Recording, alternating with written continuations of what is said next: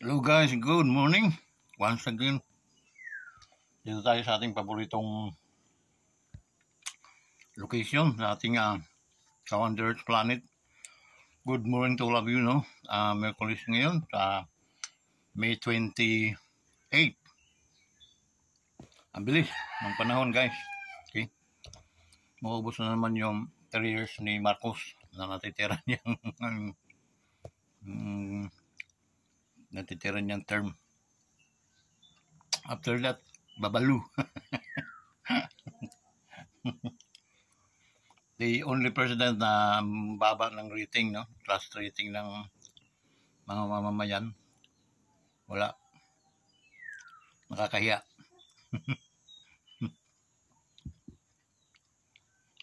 Kasi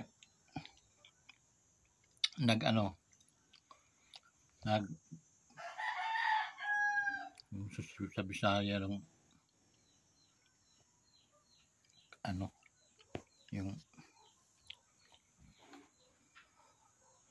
kaya hindi kaya, no?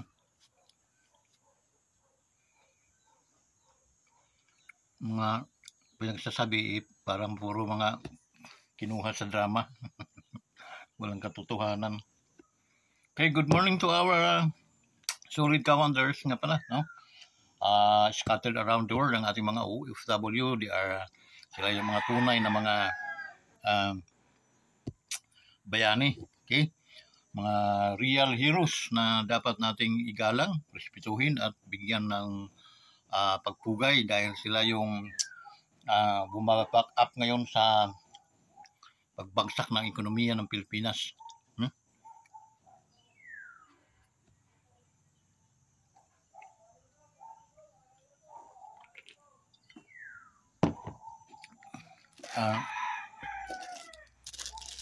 Punta nga pala tayo dito sa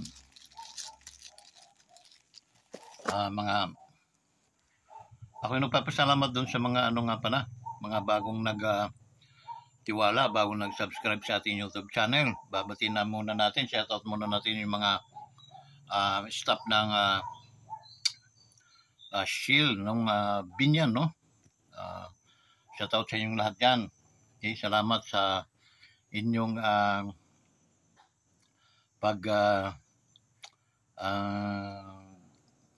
tiwala sa ating YouTube channel. Okay, mabuhay kayo. Okay, sana i-likes ninyo yung ating mga videos, no? So diyan may notification bell diyan para kayo palaging nanonotify. Pindutin niyo yung notification, tapos pindutin niyo yung all para lahat ng mga gagawin pa nating mga bagong videos ay dadaan muna sa inyo yung bago makalampas. Okay? So, thank you from the very deep in my heart, no? I'm thankful. Okay? Talagang maraming salamat. Okay? Sa ating mga OFWs na hindi pa hindi pa nakapag-subscribe sa atin, ating mga friends sa YouTube, okay? Ay sa Facebook, we have more than 10,000.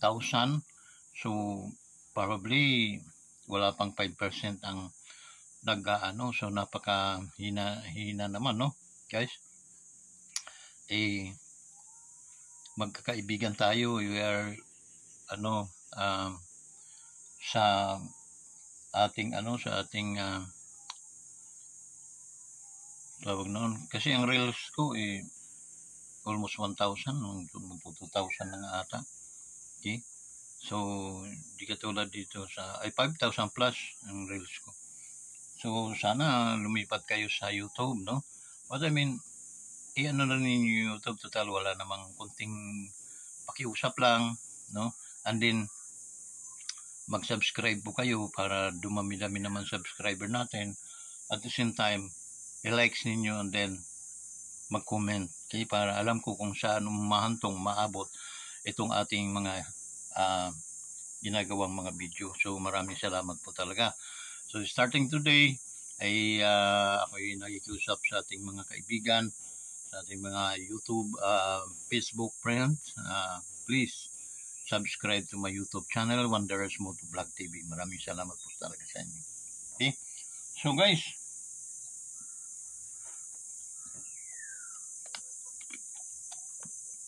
matigas, paboritas, oh.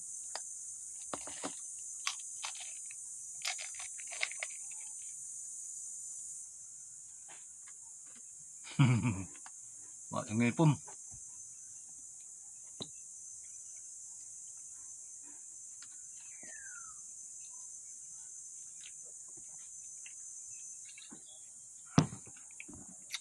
By the grace of God, nabubuhay tayo, no? Bibiyayaan tayo ng Panginoon dahil mahal niya tayo. According to John 3:16, for God so loved the world that He gave His only Son, that whosoever believe in Him should not perish but have an everlasting life. How nice is that verse, no? So, pinapakita lang na talagang mahal tayo ng Diyos. Okay? Hindi mo ialay niya ang kanyang buktong anak.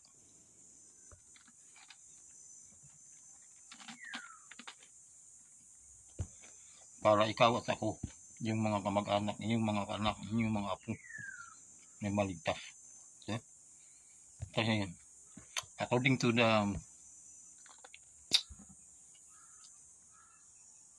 Romans, no?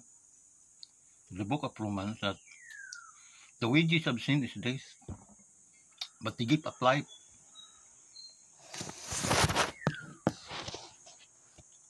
is eternal life. Okay? That's the reason why na makikita talaga natin yung pagmamahal ng Diyos. Okay? Kasi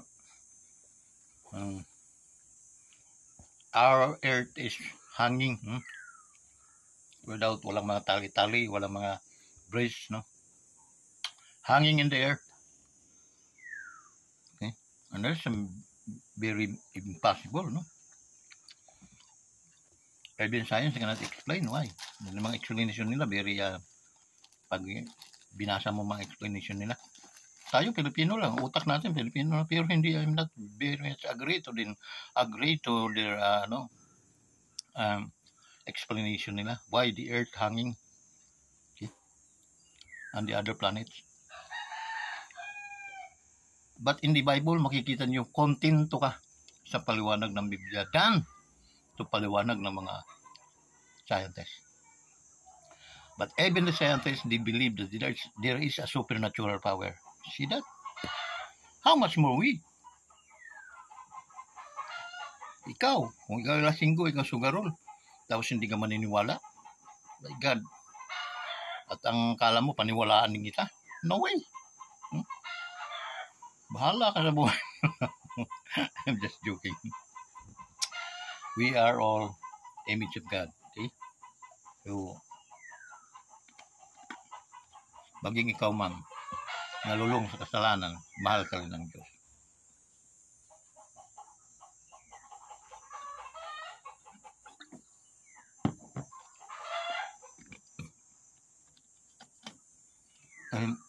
Hindi ko sinasabi yun.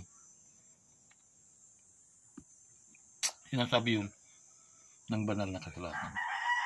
Okay? Pero kumain mo walang ngipin, eh.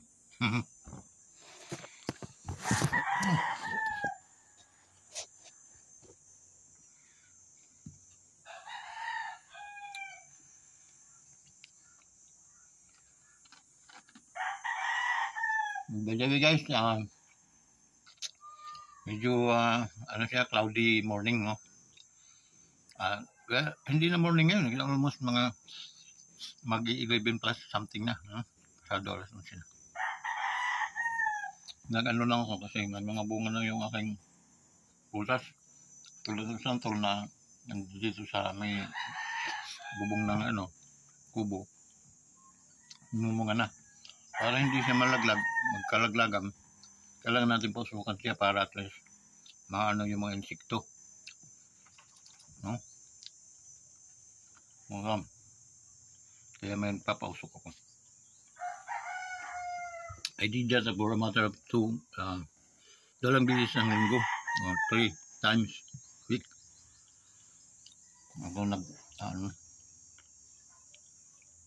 kasi nga, importante sa mga prutas yung usok. Sa banda ro, meron akong mangga.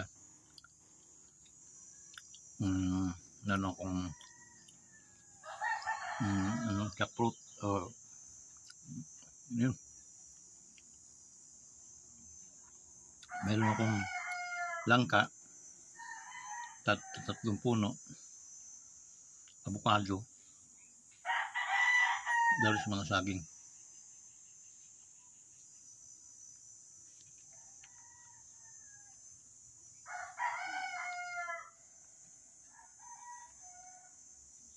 Bala kong mag-uwi ng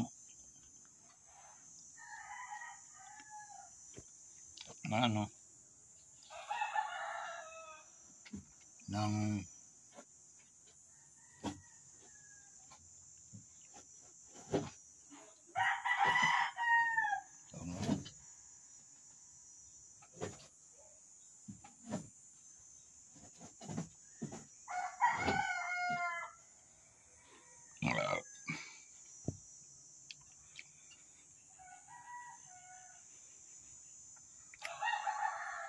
balak mag-uwi ng paya na kulay, pero lahi.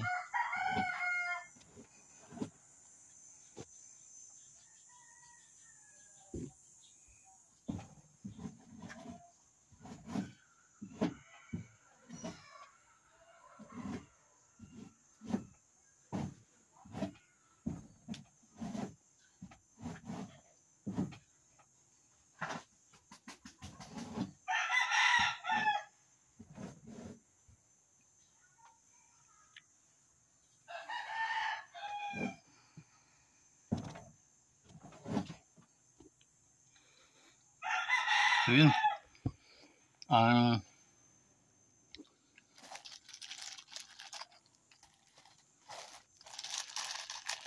ito ang mga dalang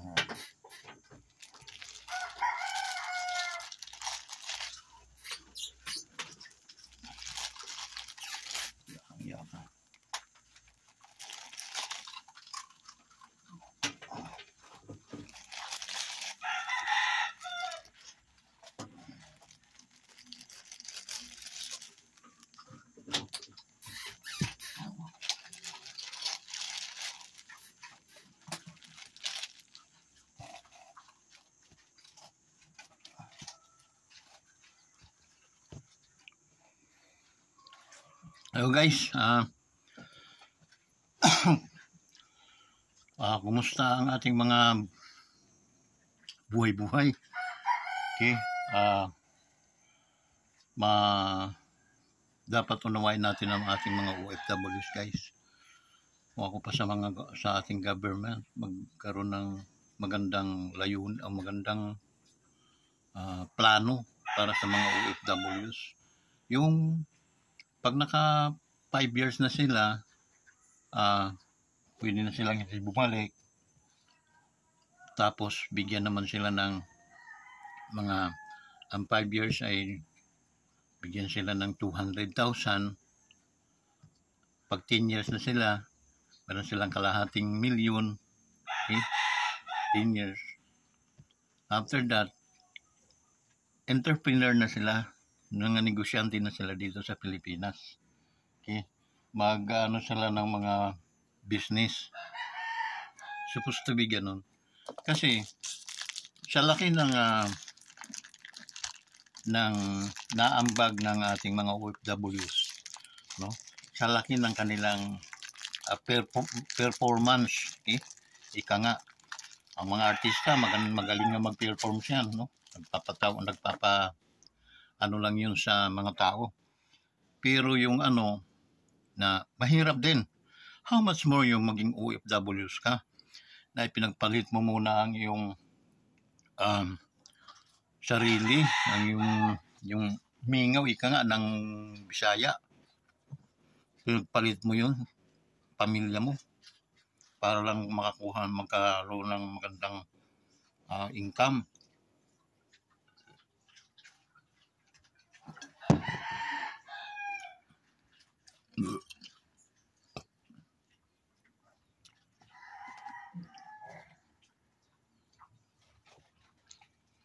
Dapat ating government mayroong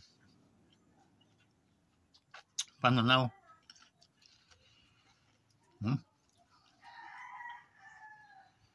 Parang pananaw din nila sa mga senior citizen. Para ang ganda siguro, smooth, at naging nakaka-proud, no?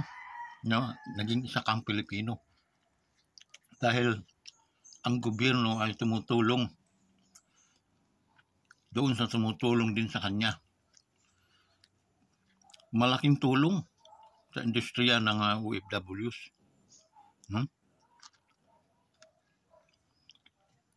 Sa bansa ng Pilipinas. Kasi sila yung ng ekonomiya, nagbaback up. Without them, this nation, nothing. Baka, pasensya sa mga kumakain, baka hindi na tayo nakain.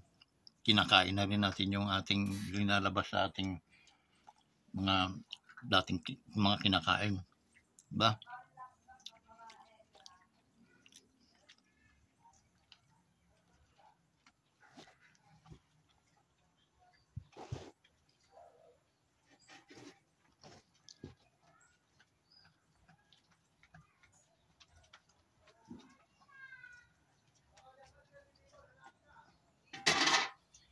Kaya yung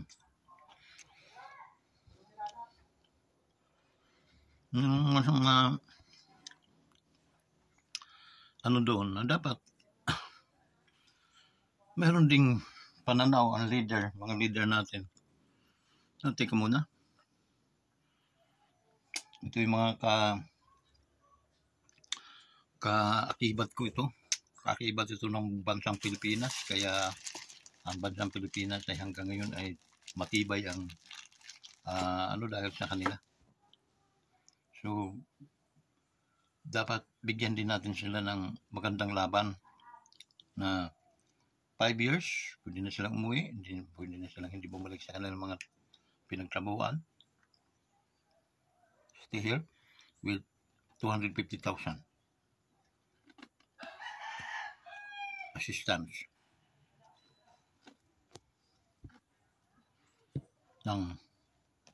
hindi naman lahat yung mag-uuyam.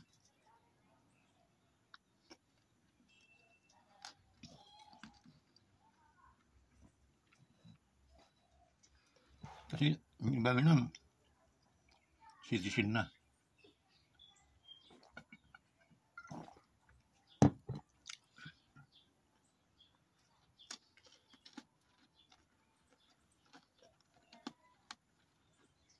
Nag-usapan yung legitimate na Pilipino na OFWs, and then hindi na siya babalik.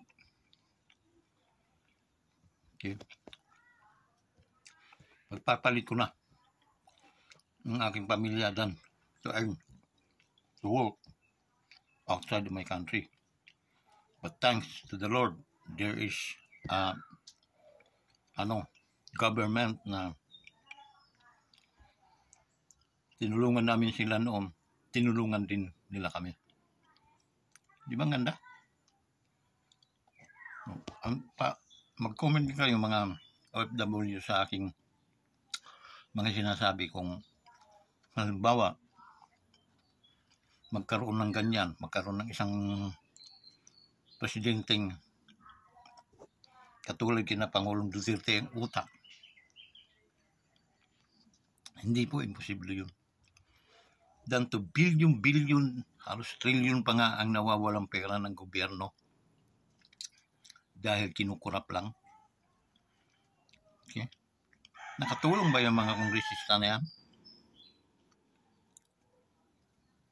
Hindi. Bayaran natin yun nila. Babatokan ko ba sa isang mga yan eh.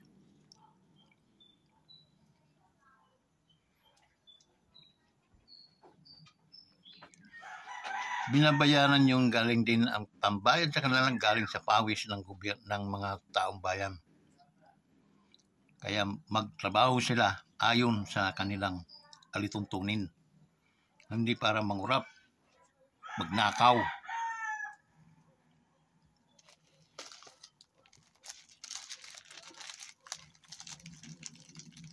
Nakakaano lang. Kasi nga, bakit nangyari ito? Lalo na ngayon, sa panahon na ni Marcos, grabe ang dugasan, nakawan.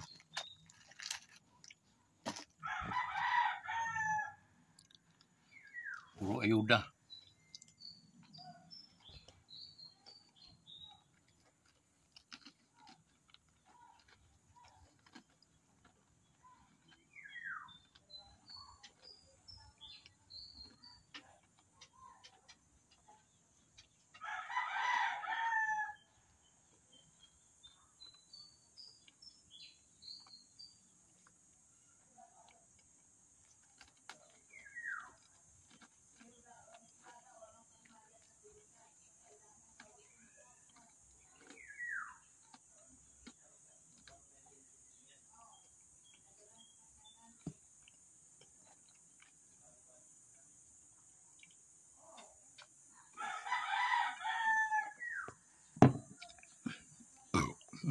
Sorry.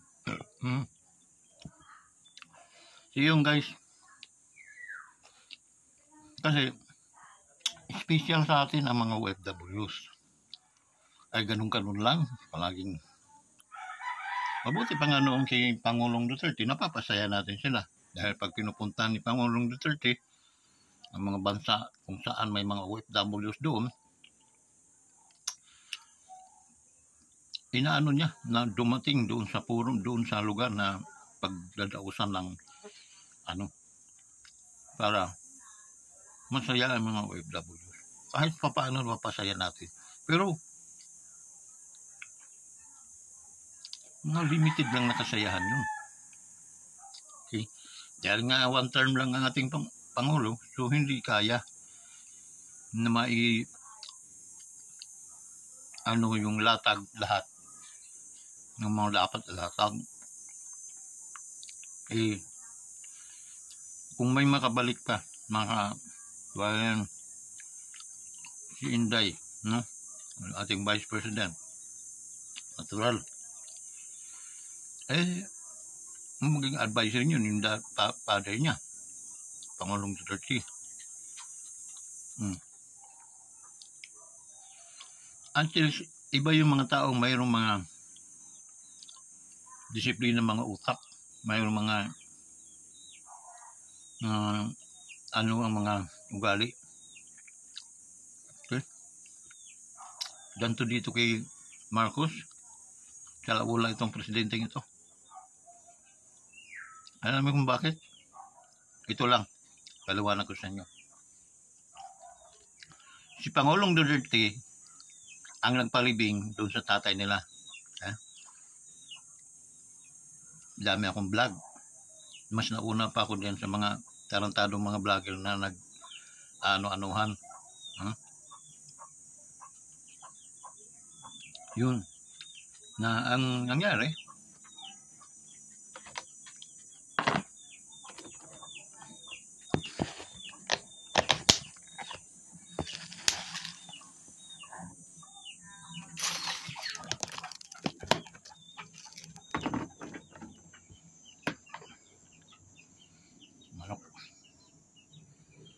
nangyari guys,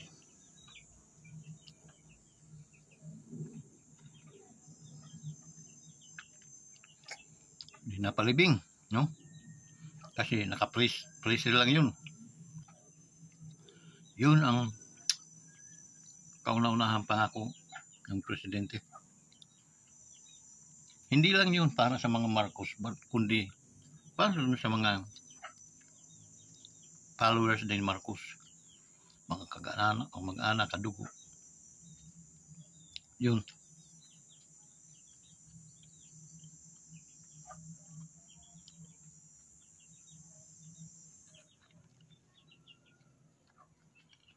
Pero magtataka ka guys,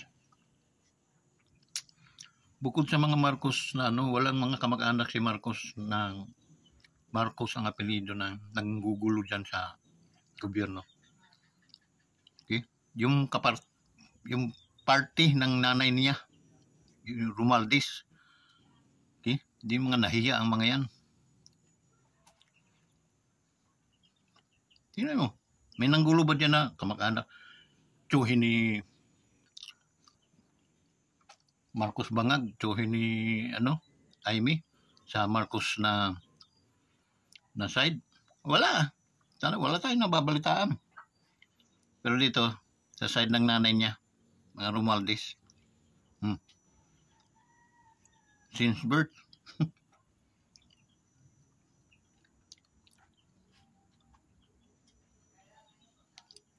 Kaya, magtataka ka. Okay? Wala ba yung kamag-anak si President Marcos, yung senior?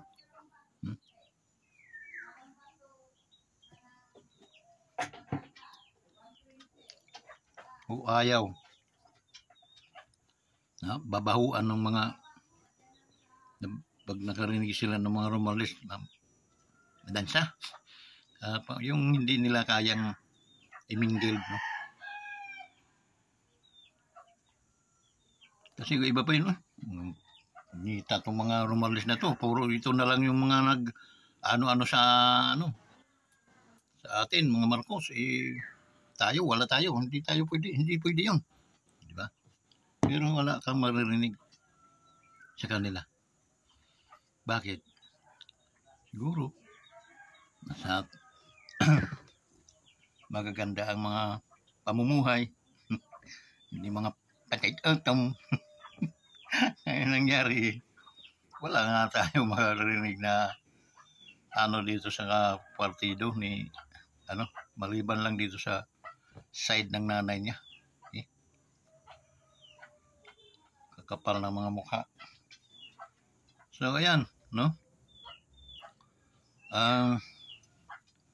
Sana matuldukan na yung mga katarantaduhan ng mga na yan, mga tarantaduhan ng mga pamilyang yan, no? Na, tama na, sobra na. Pambibitin na patiwarin sa mga puno ng yug.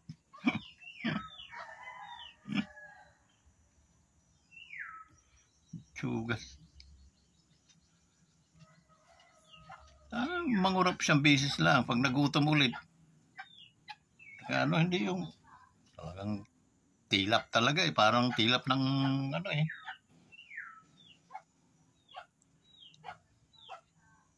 hila-hila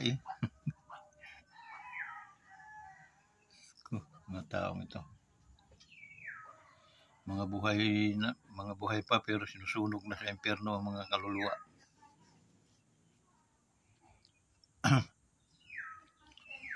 So yun, no?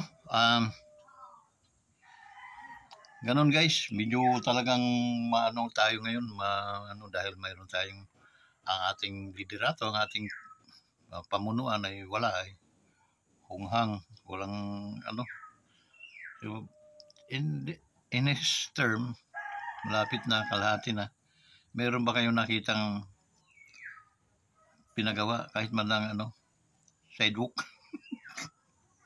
Punyit. Ay nako, Marcos.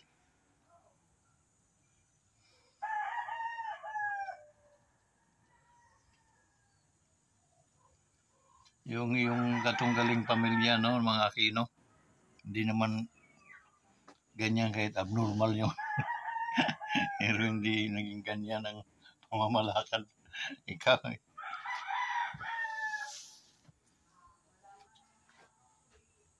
na kayo dun sa mga burungog ng mga klaseng tao. Salamat nga tayo, may dumating na Rodrigo Rua Duterte. Bata-bata pa yun ang Pangulo. Airing squad na itong mga magnanakaw natin.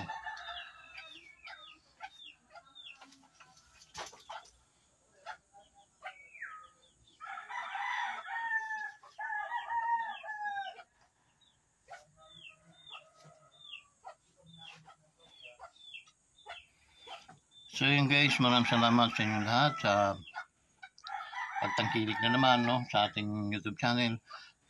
Sa ating mga OFWs, paki-comment lang kung ano ang masasabi nyo doon sa mga panukala natin, no, sa ating mga plano.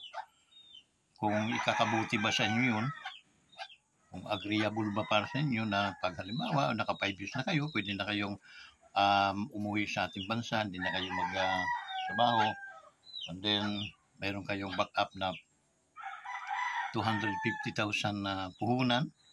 Okay? Bukod siyempre sa inyong mga naipon, edi pag ano niyo yun, edi malaki-laki din. Pag naka-10 taon ka na, siyam na taon na po ako, naka-wonders, uy, may 1 taon ka pa. 1 taon, no? Tapos, after that, meron kang kalahating milyon na assistance, okay? OFW assistance program. Yun, kalahating milyon. Plus, ano mo yung iyong kita, edi malaki-laki.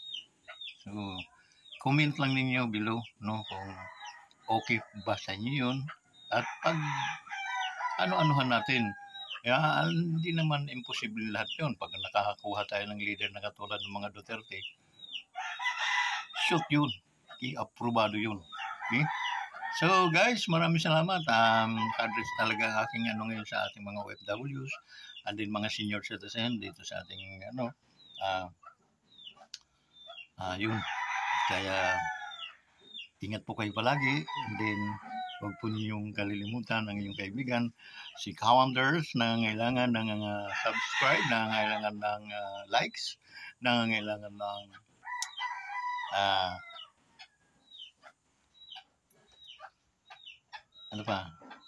nangangailangan ng pag-unawa. Maging ako rin ay kayo ay aking kasama sa mga ating mga panalangin para at least magkaroon ng mga biyaya, blessings ng ating mga OFWs. Okay? So hanggang dito na lang. Maraming salamat po sa inyo. Ingat kayo palagi. Shout out sa inyong lahat. Mga gwapo mga OFWs. Dapat kayong saluduhan.